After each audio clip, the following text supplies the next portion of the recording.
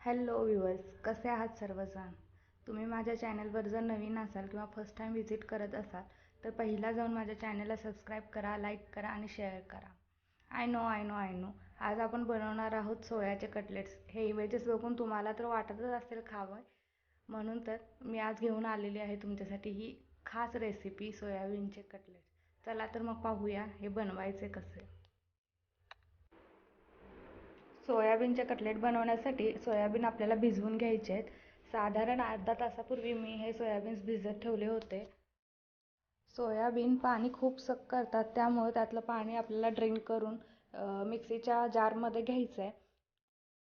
यातच आपल्याला 4 लसूणच्या पाकळ्या, 1 इंच आलं, साधारण 2 ते 3 मिरची तुम्ही ॲड करू शकता तुमच्या आवडीप्रमाणे. मिक्सीमध्ये बारीक केलेले सोयाबीन हे एका दुसऱ्या भांड्यात आपल्याला ट्रान्सफर करून घ्यायचे आहे. त्यानंतरच त्यात ॲड करायचे आहे भरपूर अशी कोथिंबीर, 1 कांदा, मी मीडियम साईजचा कांदा या ठिकाणी घेतलेला आहे, अगदी बारीक चिरून घ्यायचा आहे.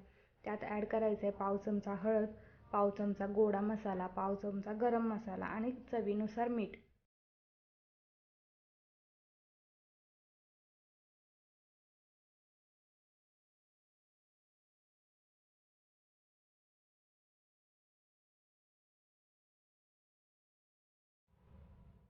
बाइंडिंगसाठी आपल्याला यात ॲड करायचं आहे बेसनचं पीठ. मी या ठिकाणी 2 चमचे बेसनचं पीठ ॲड केलेलं आहे. त्याचसोबत 2 चमचे ब्रेड क्रम्स हे ॲड केलेले आहेत.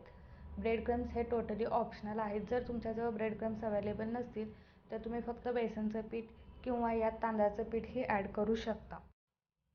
हे सगळे जिन्नस आपल्याला हाताने व्यवस्थित एकत्र करून घ्यायचे आहेत. व्यवस्थित एकत्र करून झाल्यानंतर तुम्ही हाताने हात गोळा बनवून पाहू शकता बाइंडिंग व्यवस्थित आहे की नाही. जर बाइंडिंग व्यवस्थित झालेलं नसेल तर तुम्ही यात थोडंसं बेसन पीठ किंवा 1 ते 2 टेबलस्पून पाणी ॲड करू शकता. मी या ठिकाणी ब्रेड क्रम्स ॲड केलेले आहेत. मी या ठिकाणी तुम्हाला दाखवलेलं आहे. आपलं बाइंडिंग जर व्यवस्थित असेल तर आपला या पद्धतीने गोळा तयार होतो, जे की तुम्ही पाहू शकता. आपले हे कटलेट फ्राय करण्यासाठी रेडी झालेले आहेत. मी या ठिकाणी राऊंड शेपचे कटलेट्स बनवून घेतलेले आहेत. तुम्ही तुम्हाला हव्या त्या साईजच्या आणि हव्या त्या डिझाईनच्या कटलेट्स बनवून घेऊ शकता. हे आता आपल्याला फ्राय करून घ्यायचं आहे. त्यासाठी मी गॅसवर पॅन ठेवलेला आहे. मी या ठिकाणी कटलेट शॅलो फ्राय करून घेतलेले आहेत. जर तुम्हाला हवं असेल तर तुम्ही डीप फ्रायही करू शकता.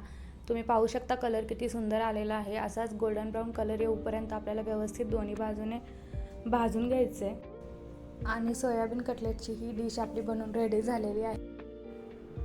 पुन्हा लवकरच भेटू एका नवीन व्हिडिओमध्ये with another one new recipe. तोपर्यंत काळजी घ्या.